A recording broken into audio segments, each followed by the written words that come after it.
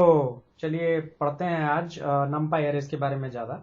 और आज हम अरे बनाने के बहुत तरीके देखेंगे और इंडेक्सिंग भी सीखेंगे। ठीक है, तो वैसे नमपाई अरे बहुत यूज़फुल है और जब हम मैट्रिक्स अलजेब्रा करेंगे तो उसमें और हम बहुत सारी चीज़ें सीखेंगे। बट आज के लिए या आने वाले लेक्चर्स के लिए जो बेसिक ऑपरेशन है नमपाई अरे के वो हम अच्छे से समझ लेंगे। कुछ तो हम ऑलरेडी देख चुके हैं, बाकी के हम आज कल 2-3 दिन में ख़त्म कर लेंगे। फिर हम पांडास करेंगे, प्लॉटिंग लाइब्रेरी करेंगे, उसके बाद सबको खिचड़ी बना देंगे। फाइनली उसके बाद हम लीनियर अलजेब्रा स्टार्ट करेंगे और फिर उसके बाद हम मशीन लर्निंग और स्टैटिस्टिक्स पे आएंगे। ठीक है, तो लंबा स्टोरी है, काफी दिनों तक चलने वाला है। ओके, सो सबसे पहले हम अरे बनाते हैं, है ना। तो अब ये अरे क्यों नहीं बन रहा है, हाँ ओके, तो फाइनली चल पड़ा कर्सर। ओके, तो np.array से हमने अरे बनाया, बट ये एक तरीका नहीं है, बहुत तरीके हैं अरे बनाने के। तो सबसे पहले मैं आज आपको रैंडम एरे बनाने का तरीका बताता हूँ। तो np.random.randn, और यहाँ पर अगर आप 4,5 ऐसा कुछ डालोगे तो अरे आपको दिख जाएगा ऐसा।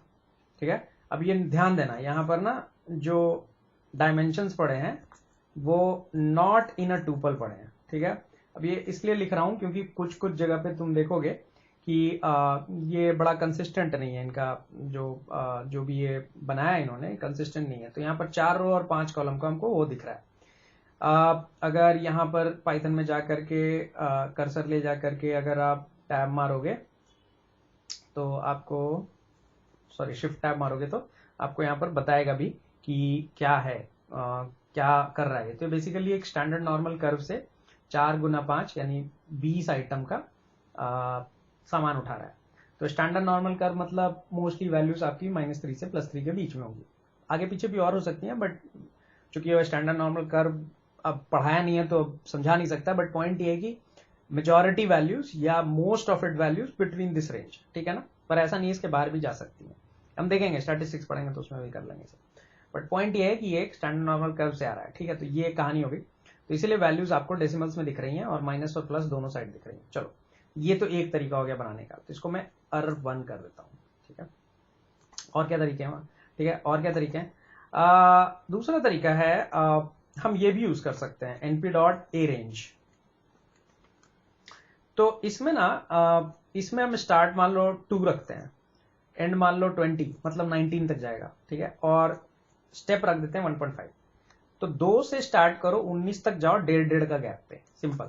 ठीक है, तो अगर मैं R2 करूं तो ये कुछ 2 से स्टार्ट हुआ, 18.5 पे जाके खत्म हो गया, क्योंकि 1.5 ऐड करने पे 19 से ऊपर हो जाएगा तो संभव नहीं है, इसलिए। तो इसमें टोटल कितने आइटम बने हैं देख लेते हैं। आई बिलीव 12 लग रहे हैं देखने में, हाँ 12 ही है। तो अगर मैं देखूं कि 12 आइटम बने हैं, इसके अंदर 12 हैं, तो इसको आप ट्रांसफॉर्म करके 2 डायमेंशन में भी कन्वर्ट कर सकते हो। तो कैसे करेंगे, ARR2 रीशेप 6,2 भी कर सकते हो, 4,3 भी कर सकते हो। तो इस तरह से आप इसको रीशेप भी कर सकते हैं, बहुत ही बढ़िया। तो ये हमको 2 चीज समझ में आया। अच्छा, और क्या तरीका है इसको बनाने का, नंपाई अरेज क्रिएट करने का। तो एक और तरीका है लिनस्पेस का। ठीक है, तो मान लो मैं कहता हूं 1 से लेकर 10 तक 20 कट, मतलब 1 से 10 के रेंज में 20 नंबर बताओ। ठीक है ना, तो ये नंबर ऑफ नंबर्स हैं, ये स्टार्ट है और ये एंड है, इसमें ये इंक्लूसिव होगा दोनों नंबर। ठीक है, तो अगर मैं ARR3 करूं तो 1 से लेकर 10 तक ही जा रहा है। अगर मैं इसको 20, और ये 20 है टोटल, ये ध्यान रखना। ठीक है, तो अगेन ये 1 डायमेंशनल अरे है, आप इसको इस तरह से बना सकते हो। और क्या तरीका बनाने का, और भी बहुत सारे तरीके हैं, जैसे जीरोस। अगर मैं बोलूं np.0, ठीक है,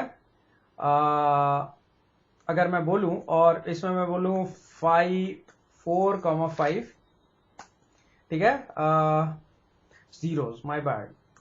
ओके, तो यहां पर आप जीरोस देखोगे तो यहां पर सारे के सारे 0 आइटम, 4x5, 4 रो 5 कॉलम वाले मैट्रिक्स के ऊपर। अब यहां पर ध्यान दो, देखो भाई, जब यहां पर मैं बना रहा था तो ये देख रहे हो, ये 4,5 लिया और यहां पर मैं टूपल दे रहा हूं। तो यही थोड़ा सा ना ख्याल रखना है, ठीक है ना। तो ये इट रिक्वायर्स टूपल्स। ठीक है, ओके, वंस का भी बना सकते हो आप ऐसे। तो मान लो, अच्छा, आइडेंटिटी भी बना सकते हो। आइडेंटिटी अगर बनाए तो आइडेंटिटी का क्या मतलब होता है, कोई भी मैट्रिक्स में जो आपका एलिमेंट है डायगोनल पे वो 1 हो जाए और बाकी सब 0 है, तो that's an identity matrix. np.i और यहां पर मैं लिखता हूं 4,5 और यहां पर तुम देख सकते हो यहां पर टुपल नहीं लिया मैंने। अब मैंने तो ये दिमाग में रख लिया आपने, तुम कैसे रखोगे ये सोच लो, है ना। तो ये बड़ा कंफ्यूजिंग है यार, ये एक्चुअली आप ना जब फर्स्ट टाइम टाइप करोगे तो एरर आएगा ही आएगा, ठीक है ना। तो मैंने इसको ऐसे याद किया हुआ, आंखें खुली हुई रहती हैं, तो आंखें खुली हुई रहती है इसलिए इसको बंद नहीं करना है, तो मतलब एक ही टुपल लगेगा, ठीक है। जीरो बंद ही रहता है हमेशा, तो इसमें टुपल लगेगा, ठीक है। तुम्हें अपना साइकोलॉजी बता रहा हूं मैं। अच्छा, ए रेंज में दिक्कत नहीं है, रैंड एंड और रैंड में ये रैंडम है तो ये खुले ही रहेंगे, तो ये इस तरह से दिमाग में रखा हुआ है, ठीक है। अच्छा, तो आई आंखें खुली रहती हैं, ठीक है, जीरो बंद रहता है। वन कैसा रहेगा, वन जैसा है वैसा, वन वैसा ही है जैसा जीरो है, ठीक है ना। तो वंस के केस में भी हमको टुपल डालना है, np डॉट वंस, ठीक है। और यहां पर सारा का सारा एलिमेंट आपको वन दिखेगा, ठीक है। अच्छा, इसमें आप अगर 5 से मल्टीप्लाई कर दो तो 5 हो जाएगा सारा, है ना। तो ये सारे तरीके हैं नंपाई एरे क्रिएट करने के, और एक से ज्यादा डायमेंशन पे आप इसको लेके जा सकते हो। मैंने कुछ तरीका आपको बताया, बाकी आप तरीका और कुछ फिगर आउट भी कर सकते हो, और भी बहुत तरीके होते हैं, बट ये मेजोरिटी जो ऐसा तरीका है जो आपको बार बार दिखेगा, ठीक है। तो ये तो जैसे normal curve, normal stand normal curve, अगर रैंड यूज करते तो यूनिफॉर्म डिस्ट्रीब्यूशन से उठाता है। तो सब जितने भी इसमें फंक्शंस हैं उसका सबका अपना अपना अलग अलग प्रॉपर्टी है, सेम नहीं है कुछ भी, ओके। तो ये हो गया, इतने तरीके से हम ये बना सकते हैं। अच्छा, और क्या है इसमें, एक जो चीज है, इंपॉर्टेंट चीज है, वो सबसेटिंग है। तो जैसे ये वाला एरे को उठाते हैं, ठीक है, ये नहीं, ये वाला जो 2 डायमेंशन बनाया था, ARR1 को उठाते हैं, ठीक है। अब ARR1 को जब उठाओगे, ठीक है, या नहीं, ARR1 को नहीं उठाते हैं, इसको उठाते हैं, ज्यादा अच्छा है, क्योंकि इसको वैलिडेट करना है इसलिए, ओके। तो ARRT कर देते हैं इसका नाम, और ARRT को ऐसे लिख लेते हैं। अब इसमें अगर कोई मुझे बोले कि भैया मेरे को पहला रो और पहला कॉलम, ठीक है ना, नहीं लेना है, मतलब ये वाला रो और ये वाला कॉलम नहीं लेना है, तो हम क्या कर सकते हैं। तो जो सबसेटिंग है ना नंपाई एरेज में, वो ऐसे काम करता है कि नंपाई एरे को मेंशन कर दो और इसके आगे और पीछे कोलन लगा दो, ठीक है। तो सारा एलिमेंट आ गया। अब इस कोलन का मतलब है स्लाइस ऑपरेटर। अब इसमें क्या चाहिए हमको, हम कह रहे हैं एक पहला रो, मतलब बेसिकली हमको पहला रो नहीं चाहिए, तो 0th रो नहीं चाहिए, मतलब 1 के बाद सब कुछ चाहिए, तो 1 कोलन लिख दिया। हम कह रहे हैं हमको पहला कॉलम भी नहीं चाहिए, तो यहां पर भी 1 कोलन कर दिया, तो पहला रो और पहला कॉलम हट गया, जो बच गया वो मेरा रिजल्ट आ गया। अच्छा, तो ये तो ठीक है। अच्छा, अगर मैं इसको ऐसा लिख दूं तो इसका क्या मतलब है,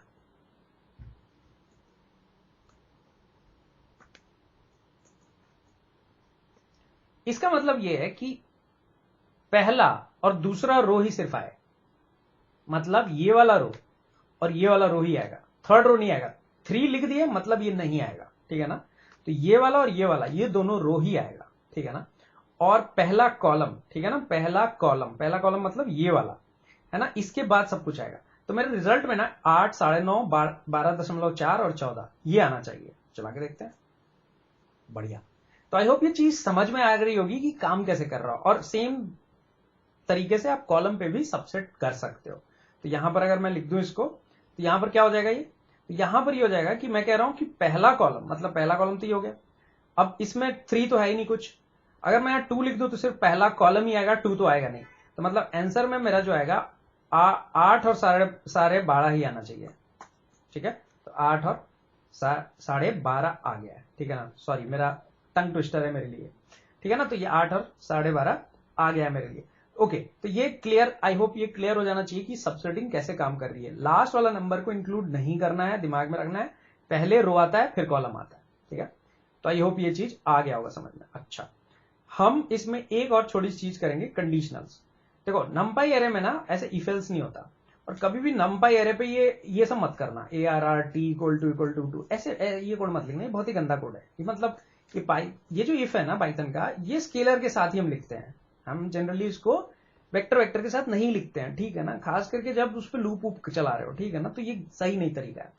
तो अगर तुमको वेक्टराइज्ड ऑपरेशन चाहिए, जैसे कि मान लो यहां पर हमने कुछ तो बनाया था, कहां गया, या ये रहा ARR2, ठीक है। इसको मैं यहां उठा के ले आऊं और मैं इसको यहां पर डालूं, और मैं इस पर कंडीशन लिखूं np.where, ये इफ एल्स है नंपाई एरे का।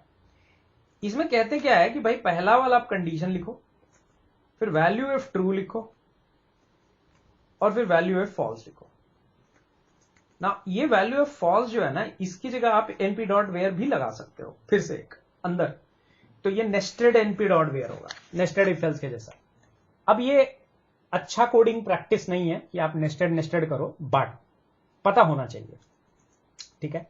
तो एक मैं लिख करके दिखा देता हूं छोटा सा, np डॉट वेयर। मैं कह रहा हूं कि भाई ARR2 में जो भी वैल्यू 5 से छोटी है उसको 1 कर दो, ठीक है।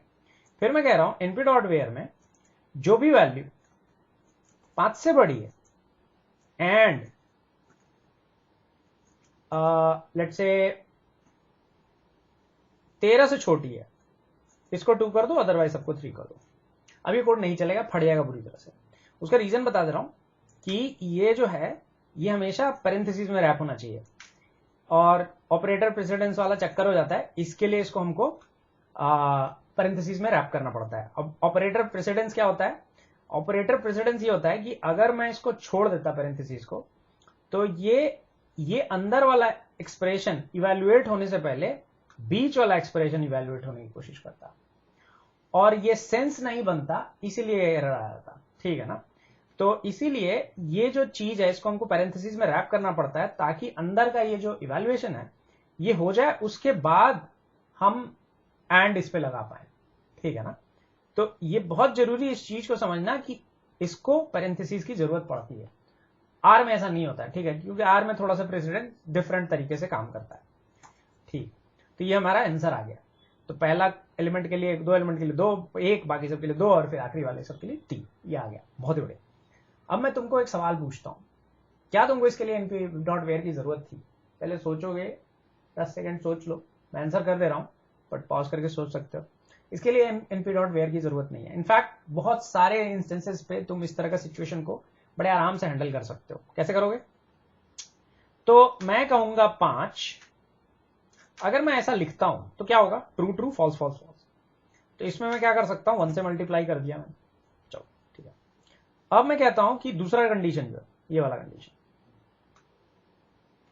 इसको मैं दूसरे सेल में लिख लेता हूं, ठीक है, और इसको मैं मल्टीप्लाई कर देता हूं 2 से, ठीक है। तो ये देखो बीच वाला 2 आ गया। अब जो आखिरी वाला है, ठीक है, जो कि हम कह रहे हैं कि ARR2 ग्रेटर देन 13, जो हमने लिखा नहीं एक्सप्लिसिटली बट, ठीक है, तो उसके लिए 3 आ गया। अब अगर इन तीनों को मैं ऐड कर दूं आपस में, ठीक है ना, तो कथा समाप्त, नहीं जरूरत है np डॉट वेयर की। तो बहुत बार ऐसा होगा कि आपको जरूरत नहीं, अब कहोगे कि ये क्यों लिखना है चाहिए, np डॉट वेयर ही लिखते हैं। ये थोड़ा तेज चला, थोड़ा नहीं काफी तेज चलता है, बड़े डेटा पे आपको सिग्निफिकेंट अमाउंट ऑफ इंपैक्ट दिख जाएगा। तो एल्जेब्रा हमेशा तेज होता है, बिटवाइज ऑपरेशन इससे भी तेज होता है, बट एल्जेब्रा जनरली आपके np डॉट वेयर से हमेशा फास्ट होगा। तो अगर ऐसा आप लिख पा रहे हो ना किसी केस पे, तो ऐसा ही लिखो। हालांकि थोड़ा देखने में अनरीडेबल सा लगता है, बट इसको लाइन ब्रेक करके अगर लिखते हो ना तो इतना बुरा भी नहीं है, ठीक है ना। ठीक है, तो लाइन ब्रेक करने के लिए वाला है ना सिंबल यूज कर सकते हो, है ना, और इससे ये सेम ऑपरेशन आएगा। और ये पहला वाला जो लाइन है वो ये बता रहा है कि भाई 5 से छोटा, दूसरा वाला ये लाइन बता रहा है, और तीसरा वाला ऐसा।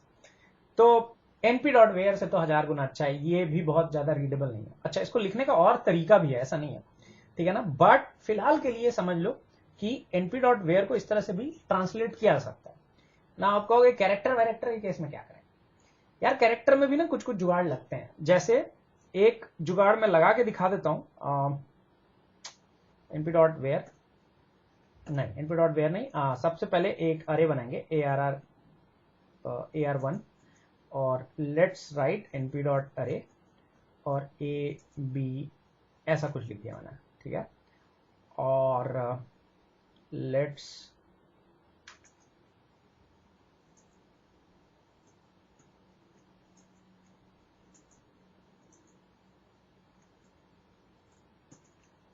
ठीक है। अब मान लो आपको A को 1 बनाना है और B को 0 करना है, क्या करोगे आप?